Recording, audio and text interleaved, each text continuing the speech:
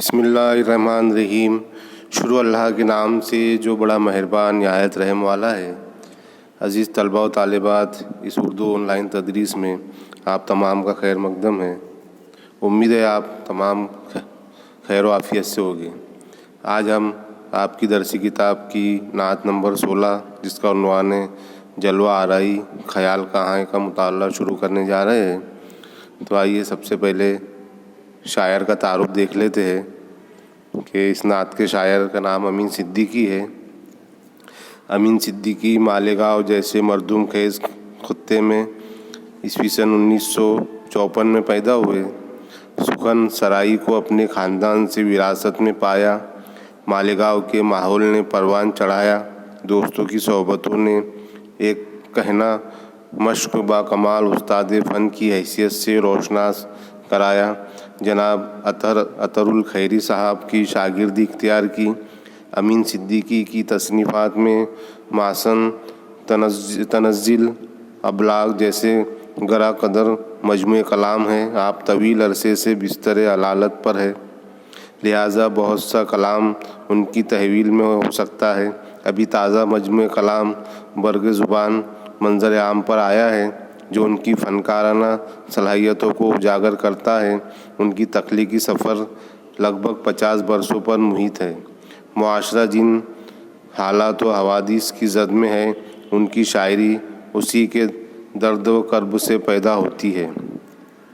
ویسے تو امین صدیقی غزل کے استاد شاعر کہے جاتے ہیں، لیکن انہوں نے چند اچھی حمد نعت شریف اور منقبت میں بھی طبع آزمائی کی ہے۔ مختلف اصناف سخن کی جلوہ گری، شاعر کی دیداوری اور ہمہ جہتی فکر کی عمدہ مثال ہے۔ یہاں ان کی ایک نعت شریف پیش کی گئی ہے جس میں نئی تشبیہات اور اچھوتے انداز سے لطف اندوز ہوا جا سکتا ہے۔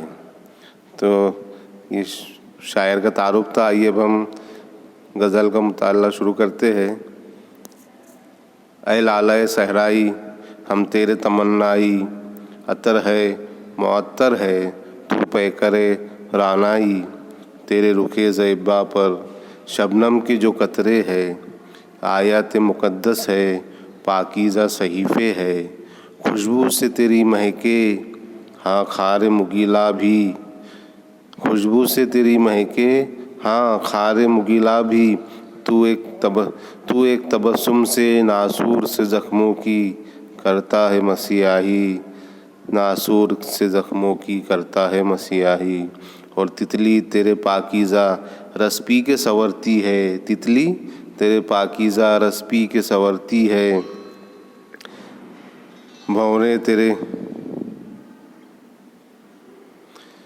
بھنورے تیری عظمت پر جی جا سے گزرتے ہیں، ہاں باد صبا تجھ کو جب چھو کے گزرتی ہے، گھلتی ہے فضاؤں میں ایک نکہت یکتائی،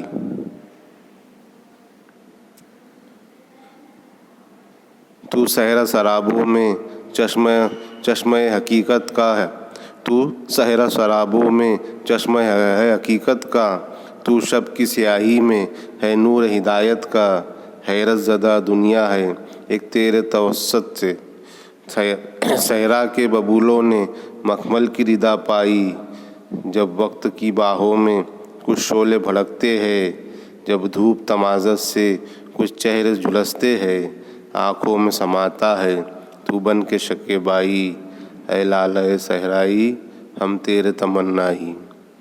تو آئیے اب یہ غزل نعت کے اشعار کو ہم سمجھتے ہیں کہ اے لالۂ صحرائی ہم تیرے تمنائی، عطر ہے معطر ہے تو پیکر رعنائی۔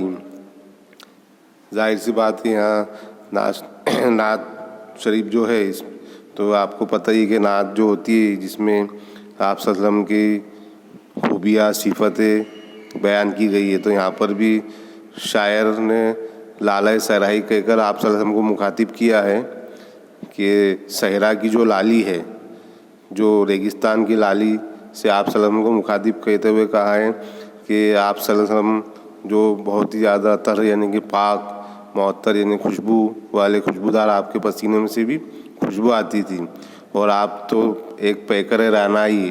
رانائی یعنی حسن و جمال کے مجسم. پورا پیکر یعنی آپ کا جو جسم تھا وہ حسن و جمال کی ایک عمدہ مثال تھی. تیرے رخ زیبا پر شبنم کی جو قطرے ہے، آیت مقدس ہے، پاکیزہ صحیفے ہے. تو آپ صلی اللہ علیہ وسلم کے جو چہرے پر جو شبنم کے قطرے، جو ایک پسینے کی شکل میں جو قطرے آتے تھے، تو وہ بھی اتنے پاک اور مقدس ہوتے تھے. ایک آیتوں کی طرح وہ پاک وہ قطرے ہوتے تھے، اور ایک پاکیزہ صحیفوں کی طرح وہ پاک ہوتے تھے. صحیفے کہتے ہیں جیسے کہ جو 4 آسمانی کتابیں اتری ہے، ان کے علاوہ بھی کچھ پیغمبروں پہ چھوٹے چھوٹے کتابچے اللہ تعالیٰ نے اتارے، ان کو صحیفے کہتے ہیں. جو 4 کتابوں کے علاوہ اترے چھوٹے چھوٹے صحیفے، کچھ پیغمبروں پر وہ آسمان سے اترے ہیں تو ان کو صحیفے کہتے ہیں. تو آپ صلی اللہ علیہ وسلم کے جو چہرے کے جو شبنم کے قطرے بھی ہیں تو وہ ایک مقدس پاک آیتوں کی طرح ہے اور پاکیزہ صحیفوں کی طرح پاک ہے.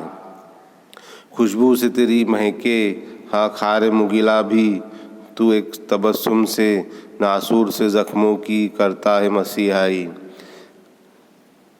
شاعر کہہ رہے خوشبو سے تیری مہکے خار مغیلہ. مغیلہ خار یعنی کانٹا اور مغیلہ یعنی ببول کے کانٹے. تو آپ صلی اللہ علیہ وسلم کی جو خوشبو سے بھی ببول کے جو کانٹے بھی تھے ان میں بھی خوشبو پھیل جاتی تھی. کانٹے بھی پھول کی طرح خوشبودار ہو جایا کرتے تھے.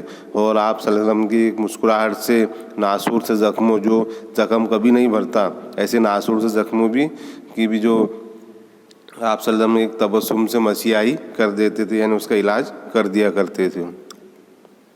تتلی تیرے پاکیزہ رس پی کے سنورتی ہے، بھونرے تیری عظمت پر جی جا سے گزرتے ہیں.